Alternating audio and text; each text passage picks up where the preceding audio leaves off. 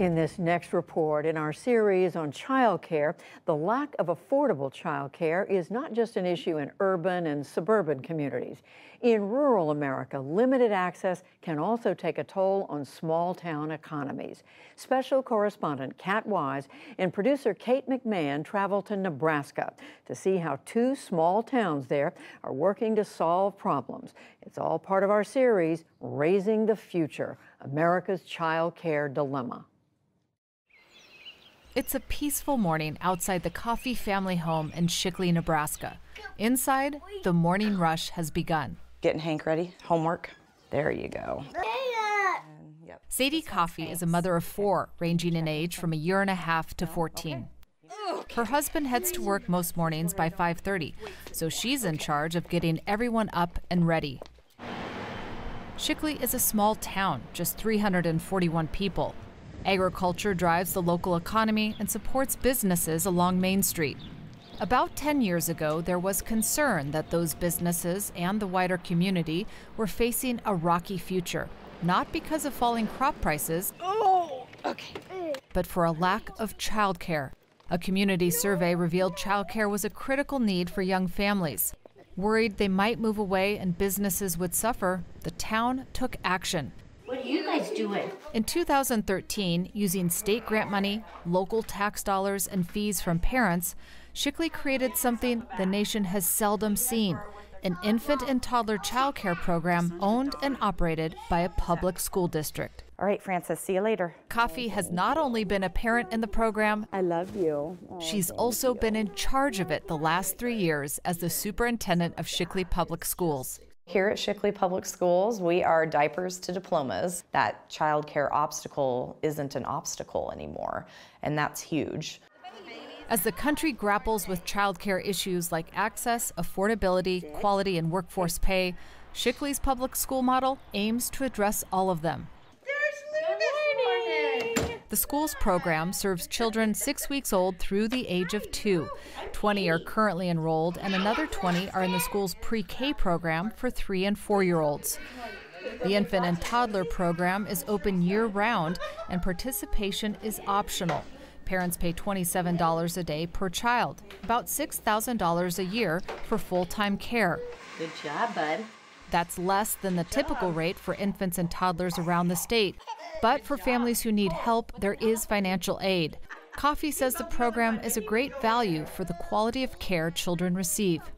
Our certified teachers, our paraprofessionals, just in the last 3 years, they have had and clocked in over 360 hours of professional development. Equally significant, those teachers' salaries and benefits. Nationally, child care providers earn on average about $12 an hour, much less than their counterparts in K-12 public schools. I am on the same pay scale as the K-12 teachers. I get full benefits, and to me that is a wonderful thing. Let's get you wrapped up, shall we? Infant lead teacher Sue Losky is using her degree in early childhood education, rocking babies. She earns $53,000 a school year plus summer pay. I'm just as valuable as any other teacher that's getting paid the teacher wages. We do the exact same thing. Kate Gallagher agrees. Elevating the early childhood workforce. She's the director of research and evaluation at the Buffett Early Childhood Institute at the University of Nebraska, one of the country's leading academic programs dedicated to studying early childhood learning and development. You cannot educate children without caring for them, and you cannot care for children without educating them. They are inextricably linked. Children need safe interactions with warm, one-on-one, language-rich interactions with adults that can be provided by a variety of adults. What do you see? Can you see the pumpkin? In Shickley, Losky and her colleagues follow state-approved curricula for early learners. But she says that doesn't mean she's quizzing babies. I don't have set lesson plans. They are learning to stack and use their fine motor. We can count, we can do colors. They all like to be all together. The public school here in Shickley has provided a welcome childcare solution for this small community. And some early childhood experts say public schools nationally could play a larger role to address childcare shortages. But studies show working parents want choices when it comes to where they put their children, especially infants and toddlers. And that's why another Nebraska town is taking a different approach. About 160 miles west of Shickley, a meeting was recently held in the town of McCook. Well, let's go ahead and get started. Those in attendance included local community and business leaders. The topic of discussion, nighttime childcare needs for the staff at the town's hospital and a manufacturing plant. What were the requirements to be able to do overnight care? Andy Long is McCook's Economic Development Director.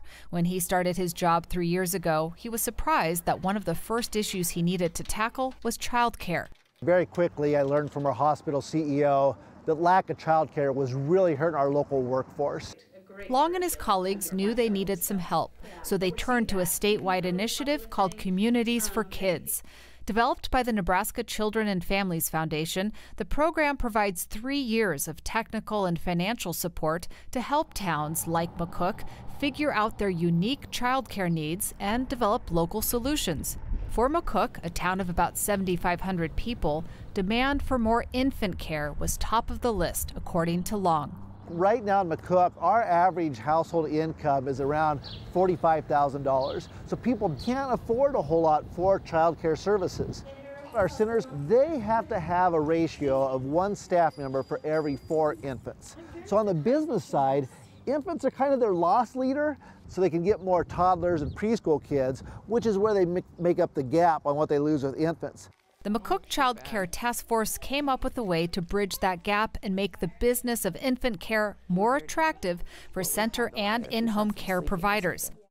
Last year, they pulled together a $50,000 fund from local taxes, donors, and businesses. They offered monthly incentives to providers who added infant slots and one-time grants to start new childcare businesses. We've probably created about an additional 20 infant spots and about 60 more additional total child care spots. I stopped by one of McCook's child care providers who used the fund to expand her business, Chelsea Ng. Say hi! Ng purchased a vacant church last year with the help of the business incentives. She now has slots for about 50 kids, including after-school care. And she's also caring for her own 2 children, who are 1 and 5. The community fund gives her an extra $500 a month for 2 infants. When they put this incentive out, I think it gave people more incentive to like, okay, yeah, we need to step it up and do something with the infant care, because we had tons of people in the community calling and saying, do you have spots for infants? Ng says even with the extra community support and some government COVID assistance over the past year, it's still tough for her financially, and she sometimes feels undervalued. I still don't think people realize that we are your backbone. Like, without us, you don't go to work. And if the schools close, we're still here. The national picture has been severely underfunded infrastructure, severely undervalued infrastructure, to the degree that we say it's just daycare. Well, that's absurd. High quality childcare is good for children. We have data, we know that. Parent Stacy Dack feels her little ones are getting good care when she leaves them with Ng, even when they have a few tears during drop-off. Thank you. Dack is a 24-year-old mother of 2 and a family practice nurse. She was struggling to find childcare when she was on maternity leave with her daughter and considered quitting her job. Then she heard Ng was opening a new center with more spots, and that was her bridge back to work. I think more people are realizing that if us parents don't have daycare, then you don't get the food on your table, you don't get the health care that you need. Everyone needs it to have some place for their kids to go while they work and make the world go around. Back in Shickley, the increased access to childcare is a much-needed help for families today. But there's already a need for even more care options. The infant and toddler rooms are at full capacity for at least another year. For the PBS NewsHour, I'm Kat Wise in Nebraska.